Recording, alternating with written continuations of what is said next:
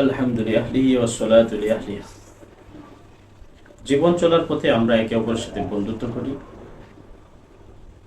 এবং বন্ধুত্বর মধ্যে ঘনিষ্ঠতা আসে, অন্তরঙ্গতা আসে।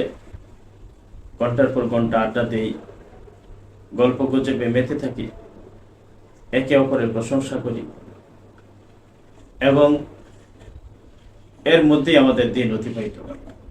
কিন্তু কোনো সময় এমনও হয় পরম বন্ধু চরম শত্রুতে রূপান্তর হয়। তখন এর হিসাবটা হয় ভিন্ন। তার দোষ আলোচনা করে বেড়াই, অপবাদ গীবত সর্বদাই করতে থাকি। এই হয়ে আমাদের স্বাভাবিক জীবনযাত্রা। এ সম্পর্কে ইসলামী শরিয়া কি বলে, সেটাই আপনার আজকের আমাদের আলোচনার বিষয়। রাসূল করিম সাল্লাল্লাহু আলাইহি ওয়াসাল্লাম ফরমান, আহবিব হাবিবাকা ইয়াওমান হাওনাম্মা আসা আইয়াকুনা বাগীজাকা ইয়াওমাম্মা। তুমি কারোর সাথে বন্ধুত্ব করবে ধীরে ধীরে, হতে পারে এই বন্ধু একসময় তোমার শত্রুতে রূপান্তর হবে। দ্বিতীয় অংশে রাসূল করিম সাল্লাল্লাহু আলাইহি ওয়াসাল্লাম ফরমান, ওয়াবগিজ বাগীজাকা হাওনাম্মা আসা আইয়াকুনা হাবিবাকা ইয়াওমাম্মা। একে অপরের সাথে শত্রুতাও ধীরে ধীরে করবে, কেননা পরম শত্রু একসময় পরম বন্ধুতে রূপান্তর হয়। চমৎকার ভাবে আল্লাহ রাসূল সাল্লাল্লাহু আলাইহি ওয়াসাল্লাম বন্ধুত্ব এবং শত্রুতার মূলনীতি বলে দিয়েছেন। এর থেকে উত্তম কোন মূলনীতি পৃথিবীর কোন ধর্মে নেই। বন্ধুত্বের ক্ষেত্রে ভারসাম্যহীনতা অত্যন্ত দুঃখের কারণ, শত্রুতার ক্ষেত্রেও আমাদের ভারসাম্যহীনতা অত্যন্ত দুঃখের কারণ। এটাকে আমরা সাফার করি দীর্ঘ সময় পর্যন্ত।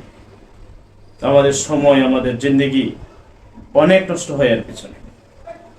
এজন্য রাসূল করিম সাল্লাল্লাহু আলাইহি ওয়াসাল্লাম ফরমান, বন্ধুত্ব স্বাভাবিক হবে এবং ধীর গতিতে হবে, এর ভারসাম্যতা রক্ষা হবে।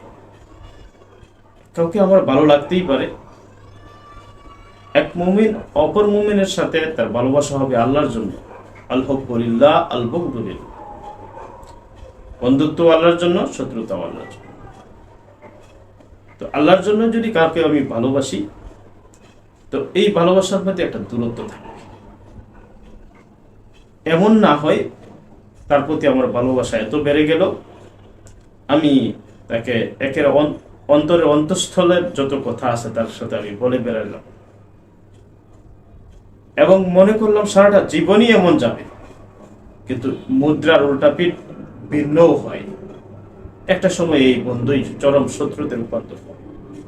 তখন আমার এই গোপনীয় কথাগুলা নিয়ে আমি চরম সাফার করি এবং এর বহু নজিরও রয়েছে, দুঃখজনক ইতিহাস রয়েছে। সেজন্য অবশ্যই বন্ধুত্ব রক্ষা হবে, কিন্তু এত ঘনিষ্ঠতা আমরা চিন্তা না করা উচিত। শত্রুতার ক্ষেত্রে অনুরূপ। কারোর সাথে আমার শত্রুতা আছে, সম্পর্কহীনতা আছে, সেক্ষেত্রে তাকে চরম শত্রু বাবা অনুচিত। এমনও হয় মুদ্রার উল্টা পিঠ, সে এক সময় পরম বন্ধুতে রূপান্তর হয়। তখন পূর্বের যে আচরণগুলো তার সাথে আমার হলো, সেটি নিয়ে আমি লজ্জিত হই, সেও লজ্জিত হয়। আমাদের যদি ভারসাম্যটা রক্ষা থাকতো, শত্রুতার সময়ে যদি পরম শত্রু তাকে না ভাবতাম, তাহলে হয়তো এতটা আমাদের লজ্জায় পড়তে হতো না। কোরআনের মধ্যে আল্লাহ পাক রব্বুল আলামিন ফরমান, ওয়ালা ইয়াজরিমান্নাকুম শানাআনু কওমিন আলা আল্লা তা'দিলু ই'দিলু হুয়া আকরাবু লিত-তাকওয়া। কোন সম্প্রদায়ের প্রতি বিদ্বেষ যেন তোমাদেরকে ইনসাফ থেকে, ন্যায় থেকে বিচ্যুত করতে না পারে। আমি একটি দল করি, একটি সংগঠন করি, আরেকটি সংগঠনের বিরুদ্ধে আমি কথা বলি, ইচ্ছায় অনিচ্ছায় তাদের মধ্যে সেই দোষ থাক বা না থাক। এই যে আমাদের কালচার, এই কালচারটি যে নষ্ট কালচার, আল্লাহ রাব্বুল আলামিন কুরআনের এই আয়াতে স্পষ্টভাবে ইশারা করে দিয়েছেন যে এটি একজন মুমিন মুসলমানের কালচার হতে পারে না। আমি যে দল করছি এই দলের ভুলও আমার কাছে ভুল বিষয়টাও আমার কাছে যদি সঠিক মনে হয়, তাহলে আমি একজন ইনসাফগার নই, সাচ্চা মুমিন নই। আমার দলের ভালো মন্দ হইতে পারে, আমার সংগঠনের ভালো মন্দ থাকতে পারে, ভালোকে আমি অবশ্যই ভালো বলবো, এর ভুলটাকে অবশ্যই আমার স্বীকার করতে হবে। এর ভুলকেও যদি আমি ভালো চালিয়ে দিই এবং অন্য দলের ভালো বিষয়টা, ভালো সিফাত, ভালো গুণকেও যদি আমি দুশ্মনে চাপিয়ে দিই, আমি একজন ইনসাফগার মুমিন হিসাবে পরিগণিত হতে পারবো না। কাল হাসরের ময়দানে একজন কঠিন দিনে আমাকে জবাবদিহি করতে হবে।